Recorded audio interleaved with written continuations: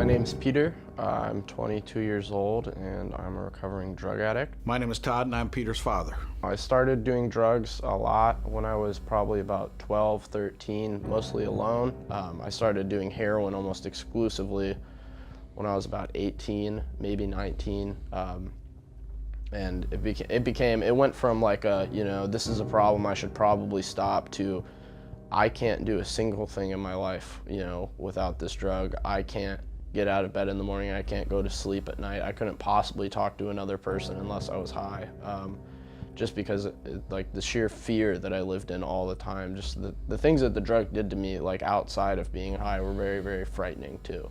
I would always be afraid of the police. I was constantly in fear of getting arrested, but I didn't care that I could get arrested. I knew it was like a factor, and I knew it would mean I would stop getting high for a little while because I'd be in jail or prison, but that didn't mean that like I cared. The entire world had turned into just a dollar sign that was like a means to an end to me not being sick anymore.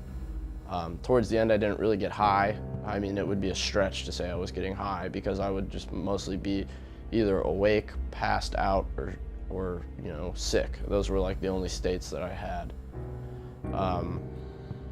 I rarely showered. I was like always covered in blood. It was very dramatic and very disgusting. It wasn't pleasant at all. I don't know that I would have been able to stop had I not been, physically drawn down across the country to an intervention that was, in gear up to go to rehab, and it wasn't a smooth process at all. It didn't work out real great, but if those steps hadn't been taken, I probably wouldn't be alive, realistically. Getting Peter into rehab, he made it sound so easy. He came down for Christmas and ended up in treatment. But it was a lot harder than that. We knew that Peter could walk out of rehab. We knew he didn't want to walk in there.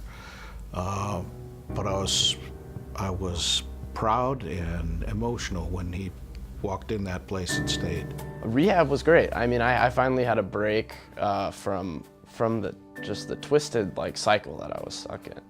It was like the first time that I was around a bunch of people trying to do the same thing that I was trying to do, which is stop drinking or stop doing drugs. I just got this hope in me, and I just had it's so weird to say rehab was a great time, but I really had a lot of fun in treatment, a lot of great memories from there.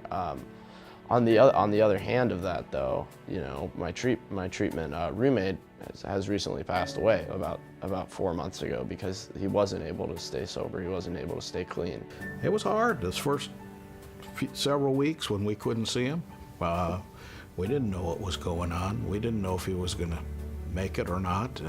The change over the last year and a half really has given us a tremendous hope. It's given us our son back to a large extent, the son we hadn't known for years and years. I am so emotional about how hard it was on Sean and I. I almost can't talk about it. To have him back as a functioning part of our family is really a fabulous thing.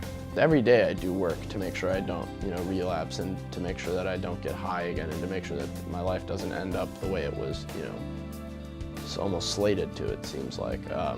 So it's not hard work, but it's not easy either. It's constant vigilance. I do at least one thing every day to make sure that I don't get high. I work really hard at that, actually. I'm back in school successfully, doing very, very, very well in school. I actually have finals starting in 2 days. I'm not looking forward to that. Life is very, very smooth now. I don't deal with things the same way I used to. And I really have no complaints about life now. I know that's like kind of like a silly fairy tale ending to like this whole thing, but like I'm very happy. My life is very easygoing, and I show up where I'm supposed to show up, and I do what I'm supposed to do, and as a result of that, I go to bed safe and sound and with a clear conscience.